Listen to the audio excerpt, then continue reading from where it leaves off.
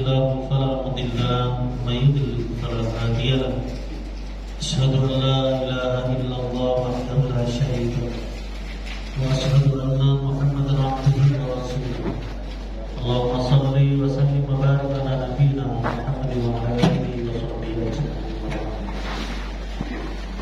قال الله تعالى في كتابه الكريم يا أيها الذين آمنوا اتقوا الله حق تقاته ولا تموتن إلا وأنتم مسلمون يا أيها الناس اتقوا ربكم الذي خلقكم من نفس واحدة وخلق منها زوجها وبث منهما رجالا كثيرا ونساء واتقوا الله الذي تساءلون به والأرحام إن الله كان عليكم رقيبا يا أيها الذين آمنوا اتقوا الله وقولوا قولا سديدا يصلح لكم أعمالكم ويغفر لكم ذنوبكم ومن يطع الله ورسوله فقد فاز فوزا عظيما وقال صلى الله عليه وسلم تركت فيكم أمرين وإن تمسكتم بهما لن تضلوا أبدا بتقوى رسول الله.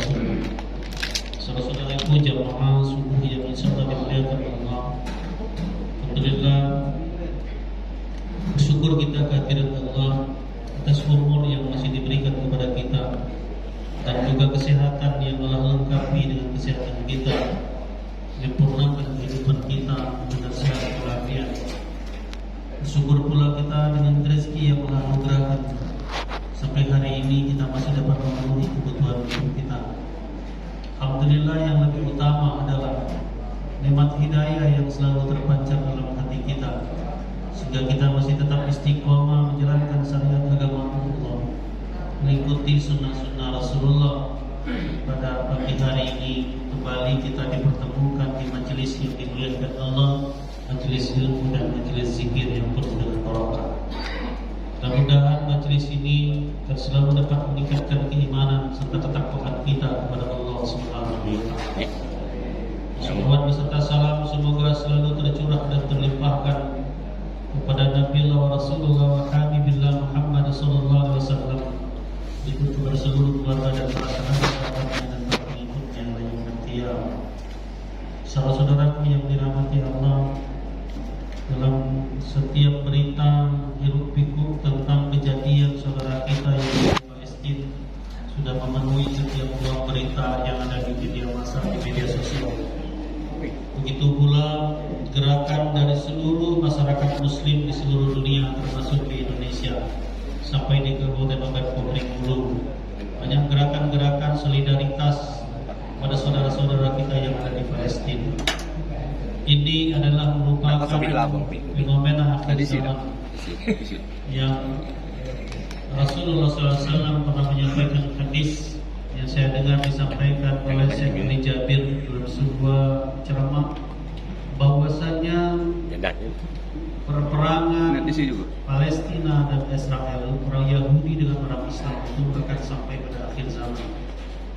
Dan pada akhirnya nanti orang Islam akan memenangkan peperangan dengan orang Yahudi, dan itu adalah perang ini sesungguhnya bukan hanya sekedar invasi Israel ke Palestina. Kalau kita menilai beberapa hadis-hadis yang pernah disampaikan Rasul, ini adalah ujian akhir zaman. Kalau Allah ingin mengalahkan Yahudi, itu gampang bagi Allah. Jadi kalau kita berpikir mengapa Allah tidak menurunkan azabnya kepada orang Yahudi, mengapa Allah tidak memberikan pertolongan kepada orang Palestina, karena sengaja ini adalah merupakan ujian bagi orang beriman di akhir zaman. Ini yang harus kita sadari. Ketika kita tidak menyadari bahwa ini adalah ujian, boleh jadi kejadian Palestina dan Israel ini akan merusak keimanan kita, dan boleh jadi kejadian ini kita tidak lulus ujian dari Allah Subhanahu wa taala.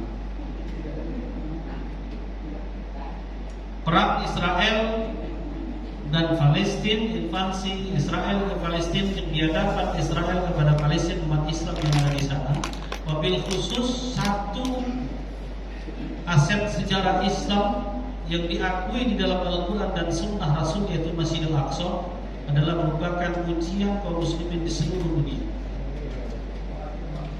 Saudara-saudaraku yang dirahmati Allah Subhanahu wa taala, ada beberapa hal yang perlu untuk kita sadari dan kita sikapi. Bahwasanya kejadian invasi Israel ke Palestina itu yang pertama adalah sebuah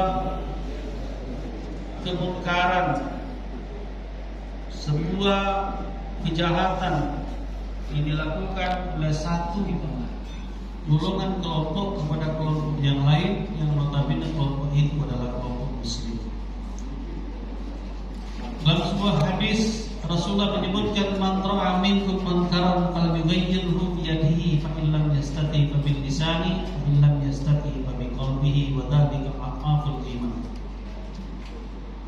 Kata Nabi, apabila kamu melihat, mendengar, menyatakan, mengetahui sebuah kemungkaran, sebuah kejahatan, maka hendaklah kau mencegahnya dengan tanganmu atau dengan kekuasaan yang kau miliki. Kalau kau tidak mampu melakukan itu karena kau tidak memiliki kekuatan, maka cegahlah dengan lisanmu. Dan kalau kau tidak mampu mencegahmu dengan lisanmu, maka cegahlah dengan hatimu dalam doamu. Dan orang yang hanya bisa mencegah kejahatan dan kemungkaran hanya dengan doa saja, dengan hati saja, maka itulah adalah ciri selemah-lemahnya iman. Dunia sudah sepakat bahwa itu adalah kejahatan. Dalam peperangan dalam Islam, ada yang dilarang untuk diganggu dalam peperangan dalam Islam. Nabi Muhammad SAW melarang ketika dalam perang umat Islam membunuh orang-orang tua renta yang tidak berdaya. Dalam peperangan dalam Islam, dalam perang Uhud, perang Badar, Nabi mengingatkan umat Islam untuk tidak membunuh musuh yang sudah menyerahkan diri.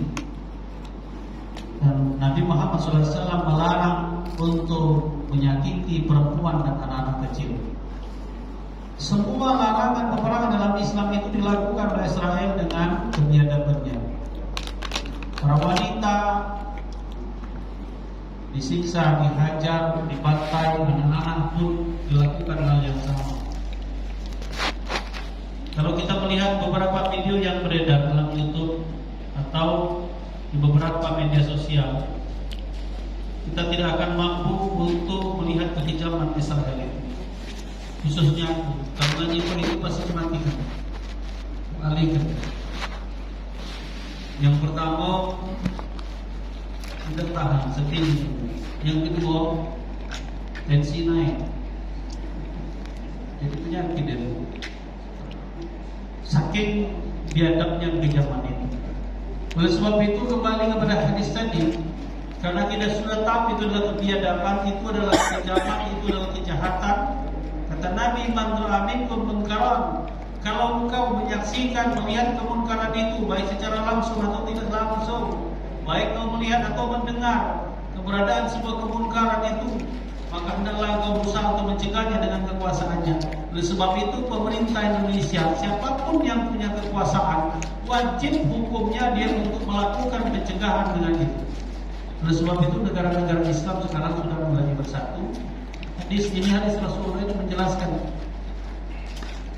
bagi kita yang tidak punya kekuasaan, maka hendaklah kita mencegahnya dengan lisan kita. Kita cuma bisa mengajak, bisa menyampaikan. Ada yang menyampaikan, nyebarkan berita itu lewat media massa, WA group dan lain-lainnya. Termasuklah yang WA group, di situ beberapa produk Israel yang disebut dalam WA group. Mudah-mudahan itu tidak hoax, mudah-mudahan itu memang data yang valid.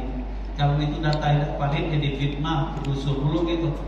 Ya, produk yang bukan produk Israel kita sebutkan produk Israel di situ. Marah puluh kawan ya. Tapi kalau itu memang data yang paling minimal, kita sudah melakukan pertolongan melalui mencegah kemungkaran itu dengan melakukan hal yang ada di media sosial kita. Apalagi yang aktif di media sosial, dengan aktif Mesir lagi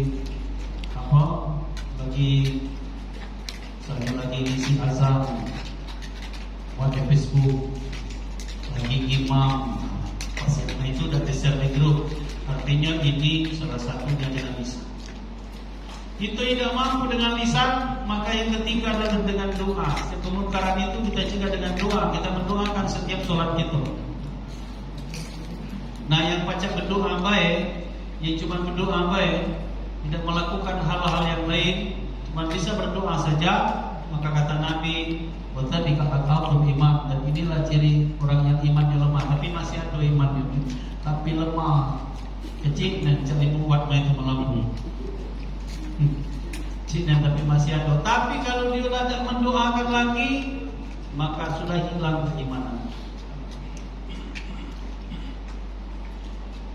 Ada juga aku dengar di YouTube itu, seorang bapak-bapak menyatakan dengan YouTube, apa gitu nak sibuknya dengan Israel, apa gitu nak sibuknya dengan Palestina, urusan mereka itu bukan urusan kita, itu urusan kita.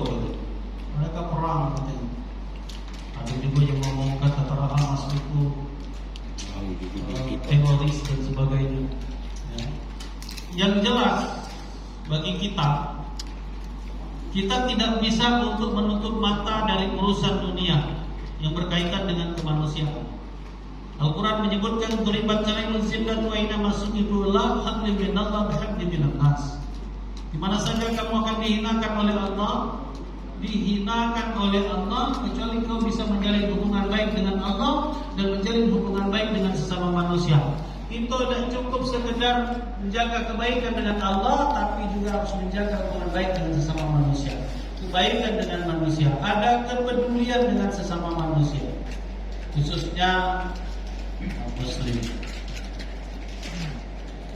Yang ada di Palestina ada dua. Yang pertama kemanusiaan, yang kedua adalah kewajiban umat Islam untuk mempertahankan Masjidil Aqsa, mulia Masjidil Aqsa.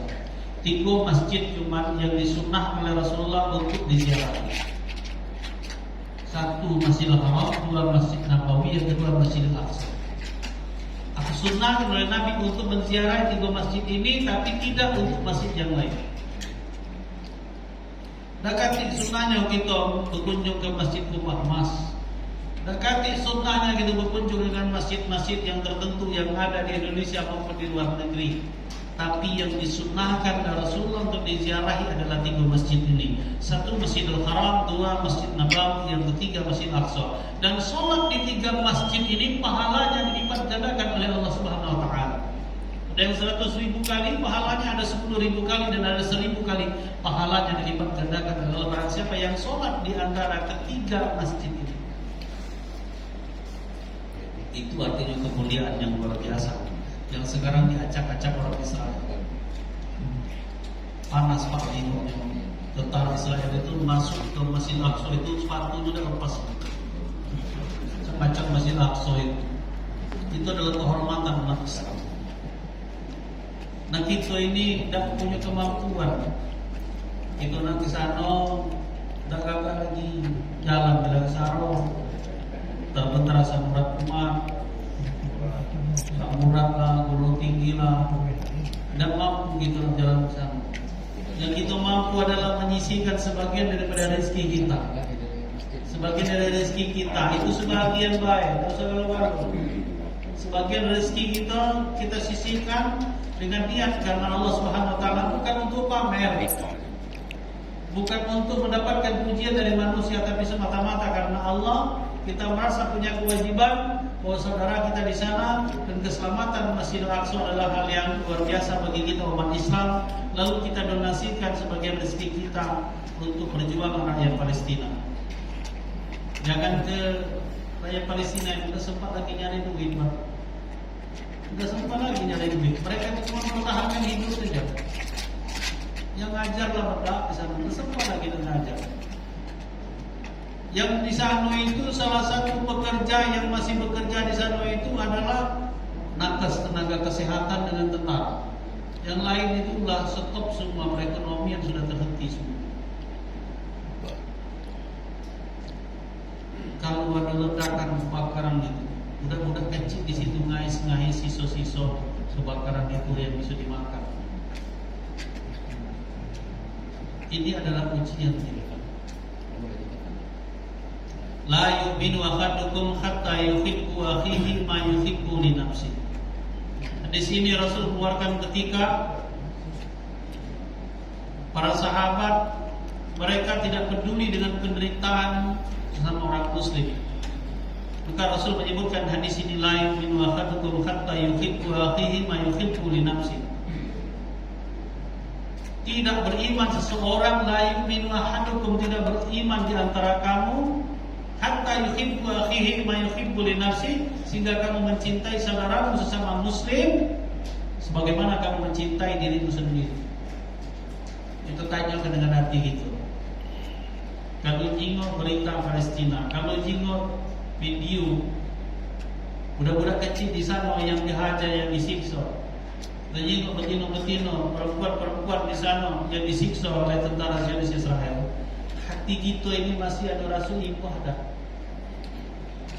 Kalau dah kati lagi rasa ibadah, kati lagi rasa kasihan, tanyakan dengan keimanan kita ini kepada Allah Subhanahu wa taala. Karena hadis ini, la yu'minu ahadukum hatta yuhibbu akhihi ma yuhibbu li nafsihi. Indikator dan ciri-ciri kata Nabi, tidak beriman kamu itu kalau dah kati lagi rasa sedih, rasa kasihan, rasa belas kasihan dengan saudaramu sesama muslim ketika mereka mendapatkan penderitaan.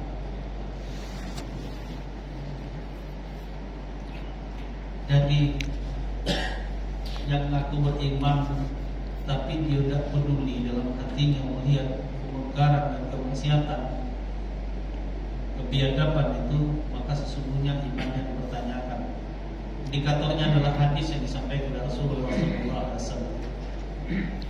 Saudaraku yang dirahmati Allah, ada sebuah hadis diriwayatkan oleh Imam Bukhari dan Muslim, sanadnya dari Abi Hurairah, an Abi Hurairah radhiyallahu anhu, an Nabi sallallahu alaihi wasallam qala, man nafasa an mu'minin kurbatan min qurabid dunya.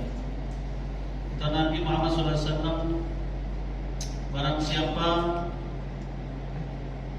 yang meringankan kesulitan besar seorang muslim di dunia, maka Allah akan meringankan kesulitan besarnya pada hari kiamat. Man nafasa an mu'minin qurbatan min qurabid dunya, nafasallahu an qurbatan min qurabil yaumil qiyamah. Barang siapa yang membantu kesulitan saudaranya, kesulitan besar saudaranya di dunia, maka Allah pasti akan membantu kesulitan besarnya nanti di yaumil qiyamah. Mari kita pahami hadis ini, man nafasa an mu'minin qurbatan min qurabid dunya, nafasallahu anhu qurbatan min qurabi yaumil qiyamah. Kalau kita memberikan jalan keluar, kalau kita meringankan kesulitan besar seorang muslim di dunia, maka Allah akan meringankan kesulitan besar pada hari kiamat. Hari kiamat nanti kita pasti punya kesulitan besar. Karena di hari kiamat itu telah menurunkan semua kerusakan dan kehancuran yang terbesar itu pada hari kiamat. Dan pada saat itu manusia tidak ada lagi pertolongan kecuali pertolongan dari Allah Subhanahu wa taala. Manusia tidak bisa lagi menghindar kecuali dinaungi oleh Allah Subhanahu wa taala.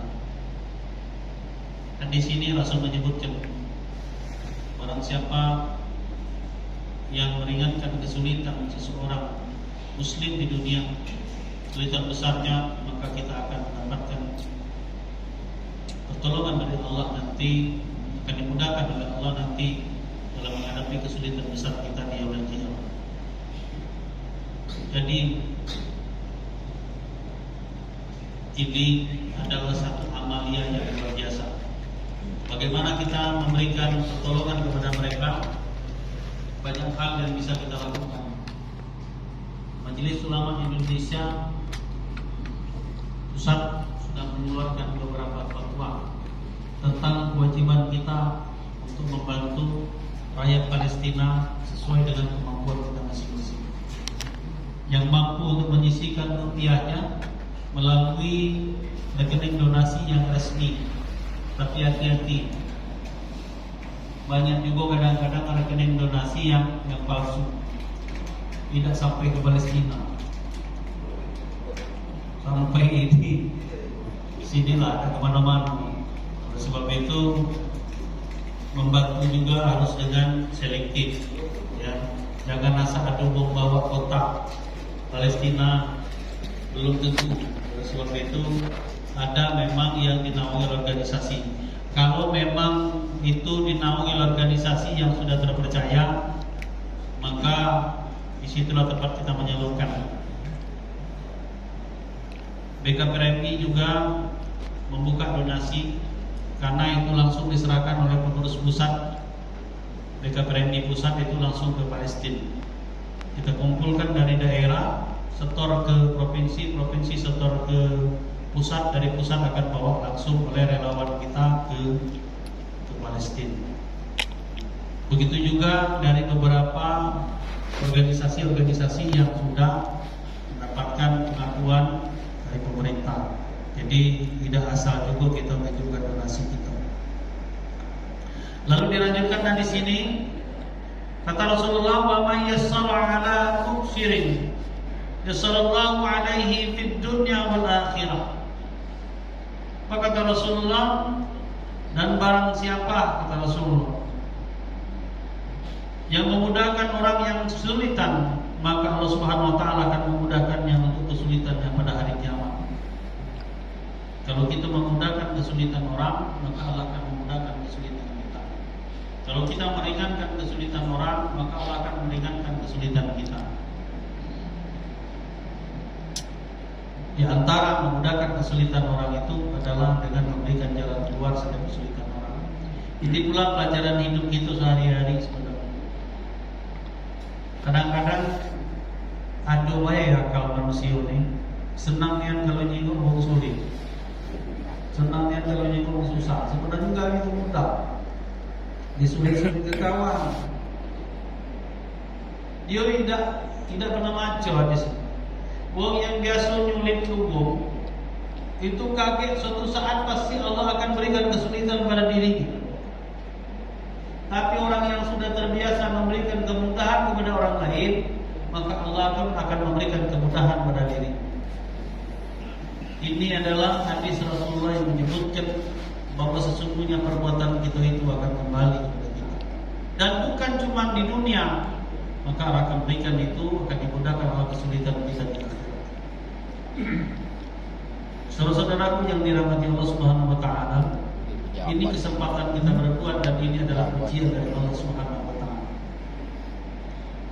Di zaman Nabi Ibrahim alaihissalam, ketika Raja Namrud membakar Nabi Ibrahim alaihissalam, maka diuji, semua makhluk Allah diuji pada saat itu.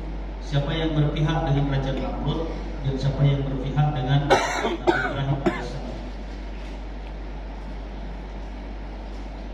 Seokar cecak ditiupnya api supaya tambah besar.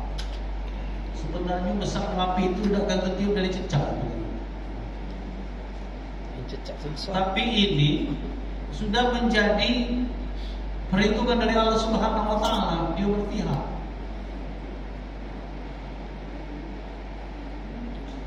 Dia sudah berpihak. Sama dengan itu,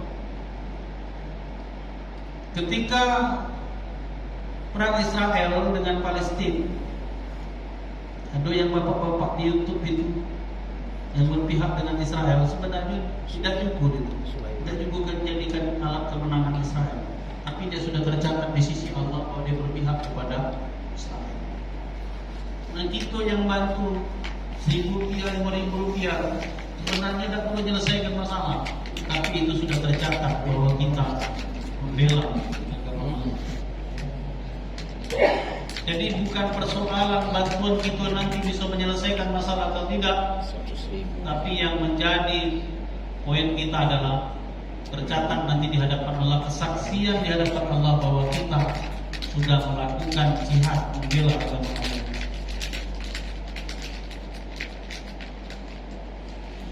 Indonesia ribut kita hanya mulai perang juga biar gitu ribut, biar gitu aksi segala macam biar kita menunjuk duit itu tidak cukup tidak. Memang boleh jadi itu tidak cukup.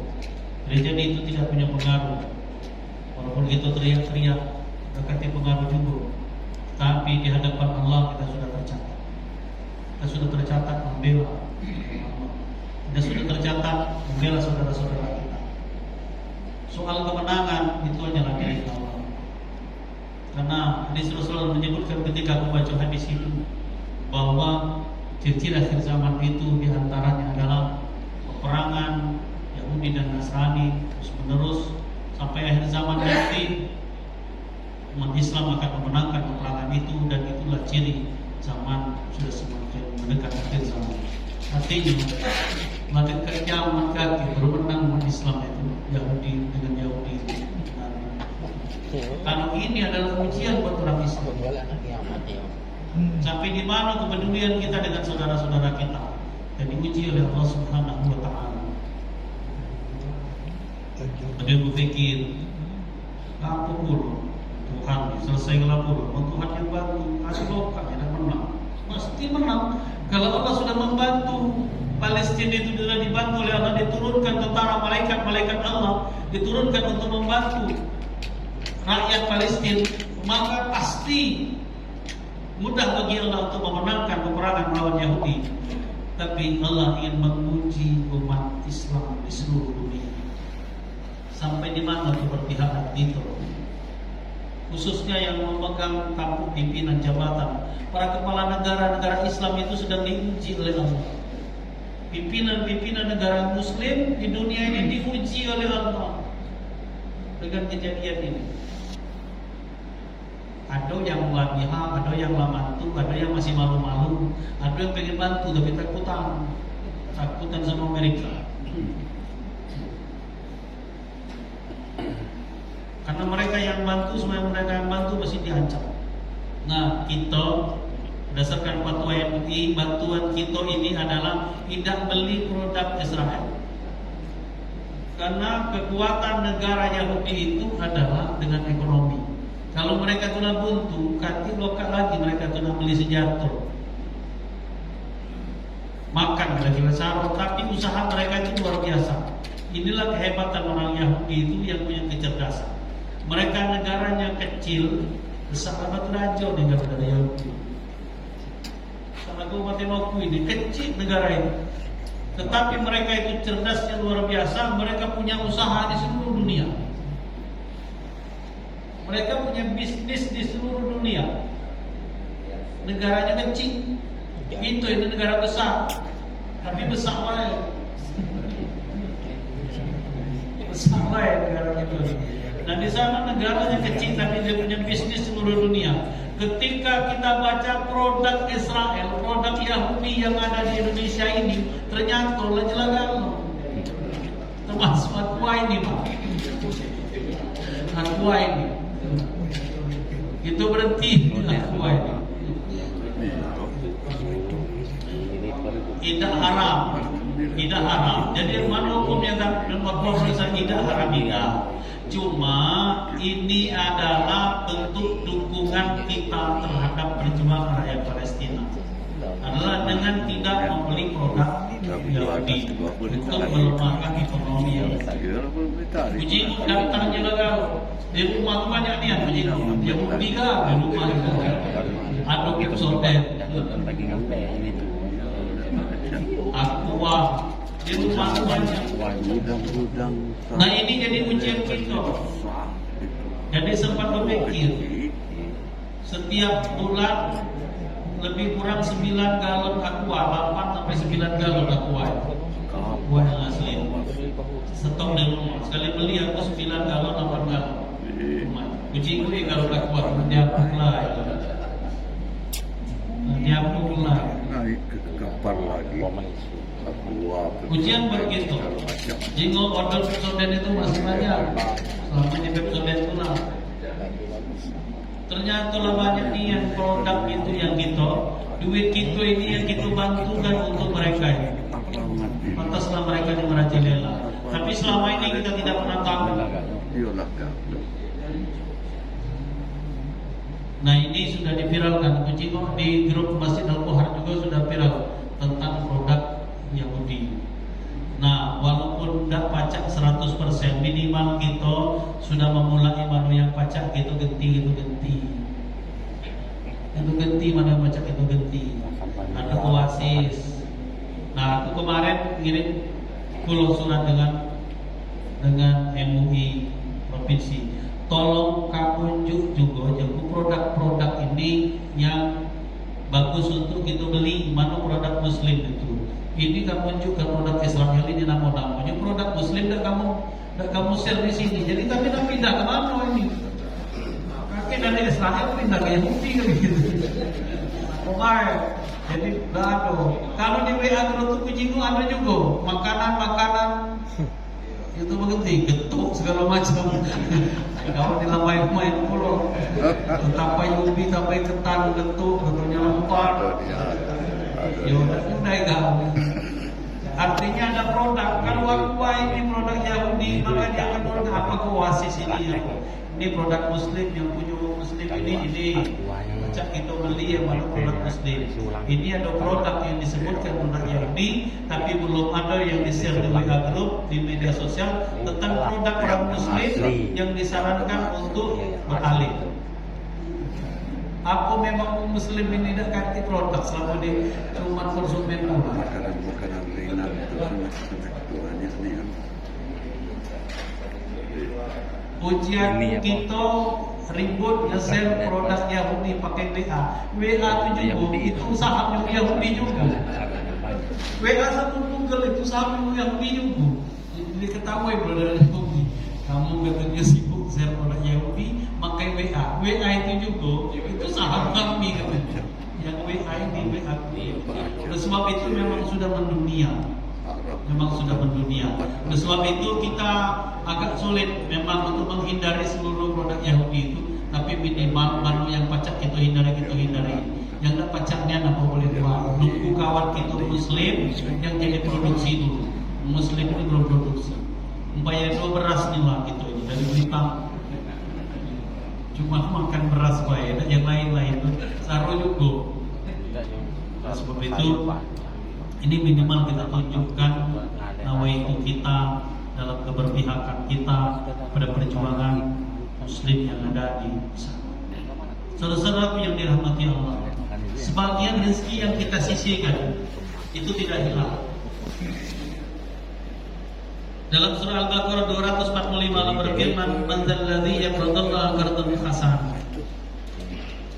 Barang siapa yang meminjam Allah dengan pinjaman yang baik, lidha'ifahu akan katsira, maka Allah akan menggantinya dengan ganti yang banyak dan berlipat ganda. Lalu kalau kita perhatikan surah Ali Imran ayat 92. Setiap rezeki yang kita keluarkan dalam bentuk sedekah dan infak, maka itu sesungguhnya membuka pintu kebaikan buat usaha kita. Lan tanalul birra hatta tunfiqu mimma tuhibbuna.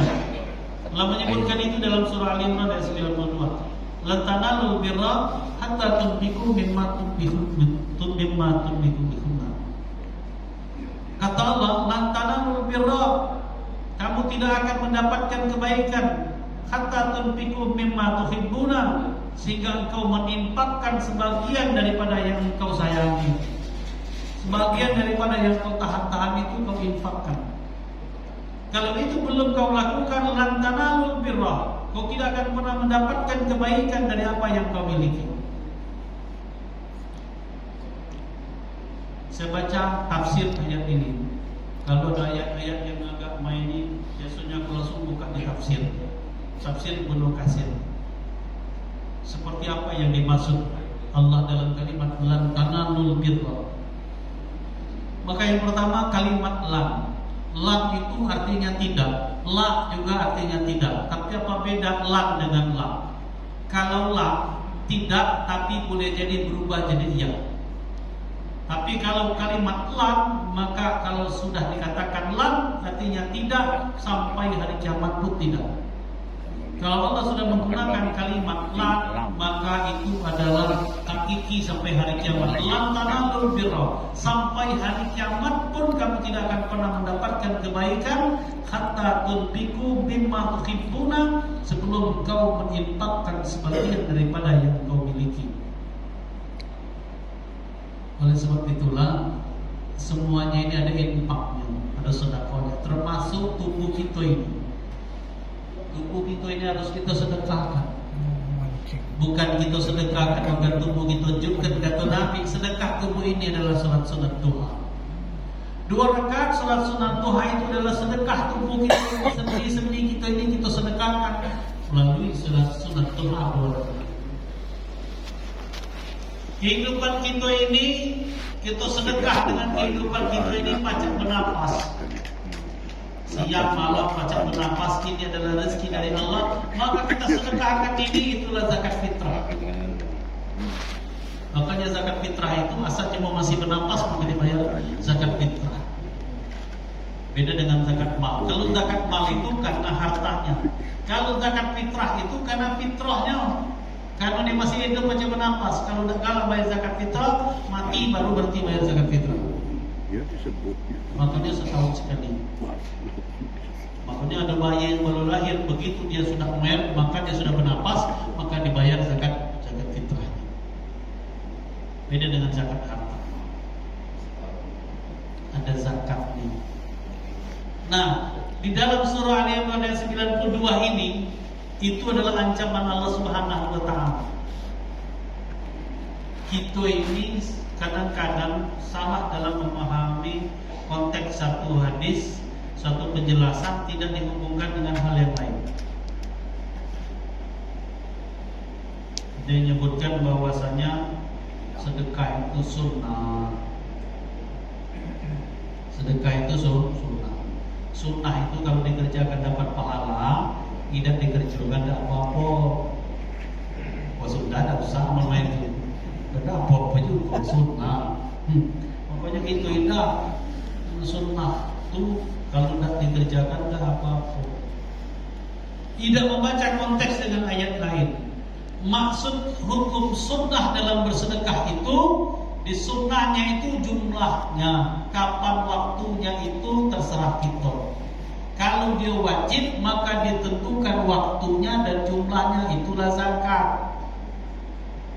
2,5%, waktunya setahun sekali, itu wajib. Sunnahnya sedekah ini maksudnya tidak ditentukan berapa gitu. Mampu 500 piah, 500 piah. Mampu 1.000, 1.000. Mampu 2.000, 2.000. Tidak mampu 1.000, 2.000, 5.000. Kapan waktunya? Setiap hari jadi, seminggu sekali jadi, sebulan 2 kali jadi. Ini maksudnya kapan waktunya? Sunnahnya di sana. Bukan berarti ketika disebut sunnah maka tidak perlu sampai mati itu melakukan itu. Kan seperti itu. Tapi yang namanya sunnah itu dan sesuatu yang harus kita kerjakan, tapi tidak ditentukan waktunya, tidak ditentukan berapa banyaknya, sehingga sedekah itu sunnah. Ketika kita melihat ayat Al-Quran, lan tanalul birra hatta tunfiqu mimma tuhibbuna, tidak akan mendapatkan kebaikan. Jadi kalau kita punya usaha bedeng banyak, sebelum kita infakkan sebagian daripada hasilnya itu, maka kata Tuhan kamu tidak akan mendapatkan kebaikan dari usaha. Itu punya kebun karet luas, sebelum kau infakkan sebagian daripada hasilnya itu, kamu tidak akan mendapatkan kebaikan dari. Yang ngomong ini bukan aku, ya Al-Quran. Beda kebaikan dengan rezeki. Ada orang yang dapat rezeki tapi tidak dapat kebaikan. Rezekinya banyak, tapi tidak dapat kebaikan, selalu dapat keburukan. Rumah tangga ribut terus, anak nakal gala, hati mengenang. Kau tidak pernah mendapatkan kebaikan. Salah satu penyebabnya boleh jadi apa yang kita miliki itu tidak pernah kita infakkan. Lan tanalu birra hatta tunfiqu mimma tuhibbuna. Sebab itulah kalau kita berinfak bukan semata-mata karena kita untuk mendapatkan pujian, tidak perlu ada orang yang lain tahu. Hatta ta'lamu simaluhu ma tunfiqu yaminuhu, Sehingga tangan kiri kita tidak pernah tahu apa yang diinfakkan oleh tangan kita. La ta'lamu thimatu ma tunfiqu yaminuhu. Tangan kiri kita tidak pernah mengetahui apa yang diberikan oleh tangan kanan kita. Kita berharap adalah setiap tetes rezeki kita itu akan melipat gandakan rezeki kita. Setiap tetes rezeki yang kita infakkan itu akan menurunkan, membukakan pintu kebaikan daripada rezeki kita. Sesuai dengan ayat Al-Quran yang Allah jelaskan tadi. Maka niat inilah yang menjadikan kita seharusnya kita berbuat. Bukan hanya ini merupakan kewajiban, tapi ini adalah untuk membuka keberkahan dalam hidup kita. Dan kita sedang diuji oleh Allah Subhanahu Wa Taala. Peristiwa Zionis Israel memerangi rakyat Palestina, ujian adalah ujian buat kita kaum muslimin dan muslimat di seluruh dunia. Bukan cuma sekedar sebuah ekspansi, tapi ini adalah ujian buat kita semua. Kita renungi bahwa kita harus menjawab tantangan dan ujian ini dengan sebaik-baiknya. Ini saja barangkali dapat saya sampaikan.